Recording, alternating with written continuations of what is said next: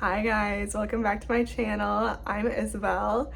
Today we're going to the apple orchard. We are going to Aamot's apple orchard in Minnesota. Hi. He wanted to make a cameo. Can you say hello? Yeah, that's you. Good job. Okay. We're going to Aamot's apple orchard in Minnesota. I'm going with my brother's girlfriend, Elise, and I'm really excited to go. We dressed pretty casually today. I don't know if you can see. Just some jeans, a t-shirt, jacket. It's supposed to rain today. Yeah, so we're just going to the apple orchard. Yesterday, Justin and I went on a hike, my favorite fall hike. We went to Interstate State Park in Wisconsin. We went to a bakery, we went to the hike, and then we went to a restaurant afterwards. So we're gonna go to the orchard today.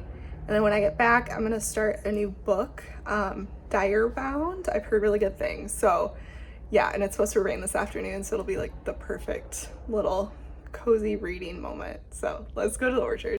Is it raining right now?